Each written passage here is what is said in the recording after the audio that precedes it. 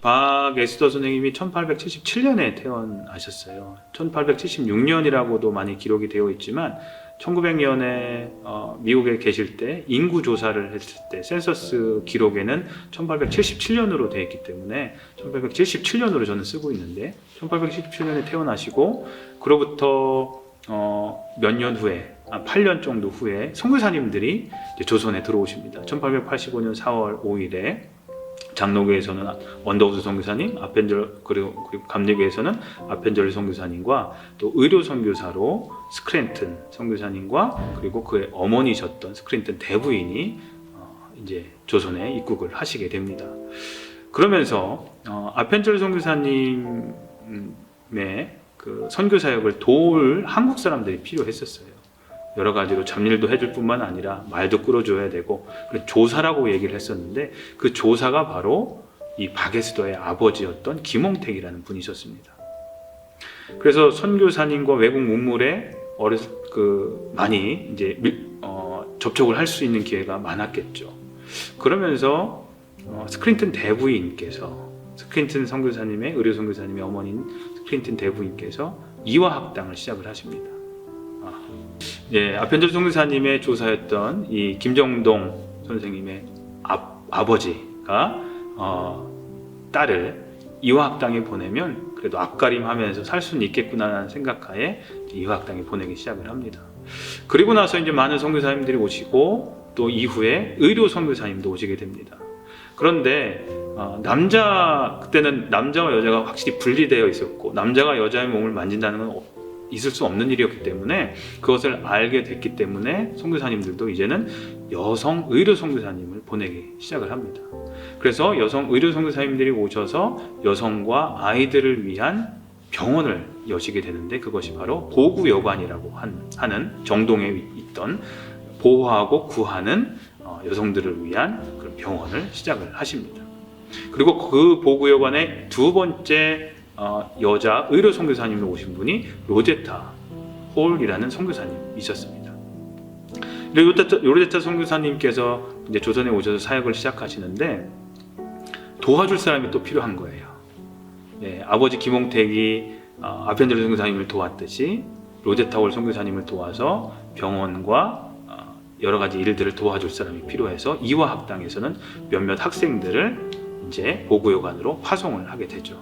그 중에 한 사람이 바로 박에스더 선생님이셨습니다.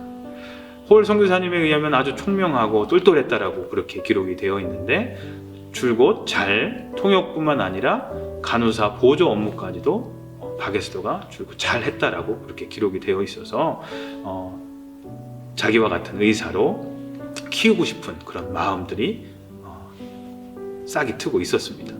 그런데 박에스더는 처음에 피가 무서워서 좀 꺼려하다가 홀 선교사님께서 원청이 수술하는 그 광경을 보고 회복하는 걸 보고 깜짝 놀라면서 자기도 이렇게 조선의 여성들을 위해서 아이들을 위해서 이렇게 일하고 싶다라는 생각을 품게 되었습니다. 제가 계속적으로 이제 4월 28일이 기일이시거든요. 박예선 선생님께서 돌아가신 기일이어서 4월 28일 날 그 즈음에 항상 묘비를 방문했었습니다. 하면서 한국에서 오신 분들도 제가 모시고 가는 경우도 많이 있었어요. 그래서 박에스더 선생님과 박예선 선생님의 삶을 좀 많이 알리려고 노력을 하다가 두 분을 기리는 기념비, 원래 처음에는 박에스더 선생님의 묘가 한국에 있다면 합장을 해드리면 좋겠다라는 생각을 하고 알아봤는데 묘를 찾을 수가 없다고 하더라고요. 그래서 합장은 힘들 것 같고 그러면 두 분을 기리는 기념비를 하나 세워드리면 좋겠다라는 생각을 오래전부터 해왔습니다. 근데 비용의 문제가 있고 또 박에스더 선생님이면 이민사회에서 관심을 갖겠지만 그분의 남편이기 때문에 관심이 없을 거라는 생각하에 좀 답보 상태에 있었어요. 그러다가 익명의 어떤 순례객들이 본인들이 그거를 지불하겠다라고 하셔서 기념비를 세우게 됐습니다. 기념비를 세울 때는 한국말과 영어로 같이 다 했어요. 그 이유는 뭐냐면 앞으로 이 곳에 한인 2세들이 찾아와서 그분들의 삶을 계속 기억해 줬으면 하는 마음에 기념비를 세우게 됐습니다. 그리고 그 기념비를 세울 때 우리 메릴랜드 영부인이신 유미우간 여사께서 오셔서, 그분도 메릴랜드에서 최초의 한인으로서 영부인이 되셨지만 미국 전체적으로도 최초시지만, 그런 어떤 개척자적인 삶을 사셨던 박에스더 선생님의 삶과 유미우간 여사의 삶이 오버랩되는 점이 있어서 오시면 참 좋겠다라는 생각하에 초청을 했고, 기꺼이 오셔서 축하해 주셨고 자리를 빛내주셨거든요. 그래서 그 이후로 많은 분들이 알아주시기 시작하셨어요. 하지만 이민사회에서는, 그게 2018년인데 그 후로 이민사회에서 많이 관심은 갖지 않고, 이제 교회 관련된 분들은 관심을 가지셨었는데, 요 근래에 세선 월드 선교회에서, 시니어 선교회에서 관심을 갖기 시작을 하셨고, 또 아리랑 USA 공동체에서도 관심을 갖기 시작하시면서 이제 우리들이 그분의 기일일 때 4월 28일 날 묘비를 찾아가서 좀 기억해드리는 일들을 좀 하자라는 그런 움직임들이 지금 시작되었습니다.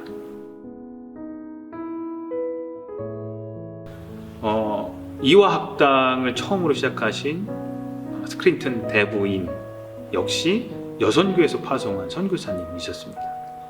그리고 박에스더 선생님께서 미국으로 가실 수 있도록 도와주신 분들도 미국에 계셨던 많은 여선교회 분들이세요. 여선교회 회원들이시죠. 그분들의 서포트로 미국에 가서 공부를 하실 수가 있었어요.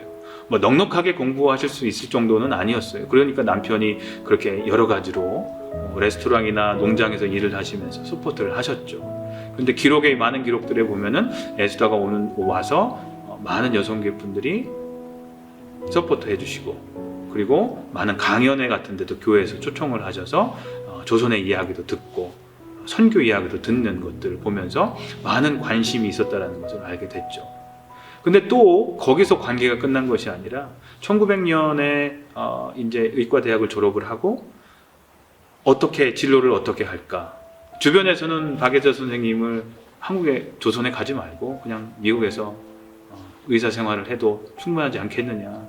남편도 돌아가셨고 또 두 아이도 없는데, 출산했던 두 아이도 없는데 다 없기 때문에 조선에 돌아가지 말고 미국에 남아서 편안하게 살아라라는 수많은 사람들의 이야기가 있었지만, 그 조선으로 다시 돌아가서 조선의 여성들과 조선의 아이들을 위해서 헌신하겠다는 마음은 꺾지 못했습니다. 그래서 그 마음을 잘 이해한 여선교회에서, 다시 여선교회에서 파송한, 조선으로 파송한 선교사가 되어서 다시 조선으로 1900년도 11월에 다시 입국을 하시게 됩니다. 그러니까 미국에서 여선교회 분들의 서포트로 선교사님들이 갔고, 그 선교사님들에 의해서 키워진 박에스더가 미국으로 다시 와서 교육을 받고, 다시 그 여선교회 분들의 도움으로 또다시 선교사가 되어서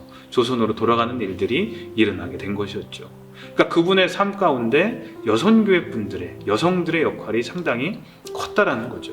오늘날도 수많은 여선교회 분들이 선교에 관심 갖고 선교에 매진하고 많은 일들을 하고 계시는데요. 그런 일들이 박에스더의 삶을 봤을 때 박에스더와 같은 수많은 어떤 열매들로 맺힐 수 있는 그런 가능성들이 있다는 사실을 잊지 않고, 지금처럼 예전에 여선교회 분들이 그렇게 하셨던 것처럼 이 여선교회 분들의 그 선교의 열정이 계속 이어졌으면 하는 마음이 있습니다. 분명히 제2, 제3의 박에스더가 배출될 겁니다.